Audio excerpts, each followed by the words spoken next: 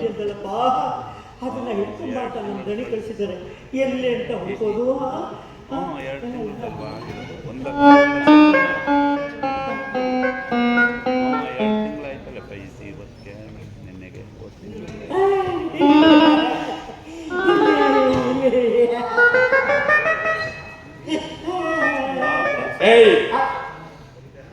ಸರಿ ಸರಿ, ಯಾರೋ ನೀನು? ನಾನೇ. ನೀನೇ ಅಂದ್ರೆ ನಿನಗೆ ಹೆಸರು ಕುಲ ಗೋತ್ರ ಏನು ಇಲ್ವೇನು? ನಾನೇ ಅಂದ್ರೆ ನಾನೇ ಕಣಪ್ಪ. ನಿನಗೆ ಹೆಸರು ಕುಲ ಗೋತ್ರ ಏನು ಇಲ್ವೇನು? ಅದೆಲ್ಲ ನೀನು ಕೇಳ್ತೇನಪ್ಪ. ಹೌದಲ್ಲ, ಈಗ ಕೇಳ್ತಾ ಇದ್ದೀನಲ್ಲ, ಹೇಳು.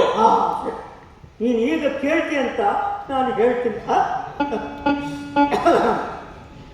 ಸಪ್ತಸಾಗರ ಪರ್ಯಂತ ಗೋಬ್ರಾಹ್ಮಣೇ ಶುಭಂಬವು ಕೌಶಿಕ ಕಾಶ್ಯಪ ಪೌಲಸ್ಯ ತ್ರಯಾರಸಿಯ ಪ್ರವರಾನ್ವಿತ ಪೌಲಸ್ಯ ಪುತ್ರ ಶಕ್ತಿಯ ಪುತ್ರ ಅಥರ್ವಣ ಶತಾಬ್ಜಾಯಿ ಏಕನೇತ್ರ ಶರ್ಮ ಅಹಂಬೋ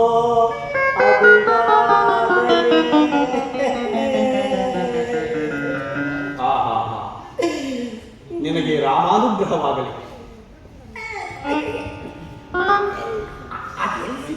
ಯಾವುದು? ಅದು ಸಿಗುವುದಲ್ಲ. ಎನ್ನಪ್ಪ ಶ್ರೀರಾಮಚಂದ್ರನ ಅನುಗ್ರಹ ನಿನಗಾಗಲಿ ಎಂದೆ.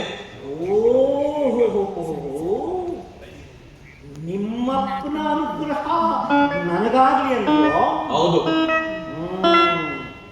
ನಾನೇನು ಸುಮ್ಮನೆಲ್ಲ ಸಾಮಾನ್ಯಲ್ಲ, ನಾನು ವಿಚಿತ್ರ. ನಮ್ಮ ಅವರಪ್ಪ, ಅವ್ರ ಚಿಕ್ಕಪ್ಪ, ಅವ್ರ ದೊಡ್ಡಪ್ಪ, ಅವ್ರ ತಾತ, ಅವ್ರ ಮುತ್ತಾತ ಎಲ್ಲರ ಅನುಗ್ರಹವು ನಿನಗಾಗಲಿ. ಹಾಗಾದರೆ ಈಗ ನಿನ್ನಿಂದ ನನಗೊಂದು ಉಪಕಾರವಾಗಬೇಕಲ್ಲ. ಏನಪ್ಪ ಉಪಕಾರ? ಅಯ್ಯೋ, ಏನಪ್ಪ ಅದು? ಏನಿಲ್ಲ, ಆ ನಿಮ್ಮ ಧಣಿ ರಾವಣೇಶ್ವರನ ಸಂದರ್ಶನ ಮಾಡಿಸ್ಲಿಯ ನನಗೆ? ರಾವಣೇಶ್ವರನ ಸಂದರ್ಶನ? ಹೌದು.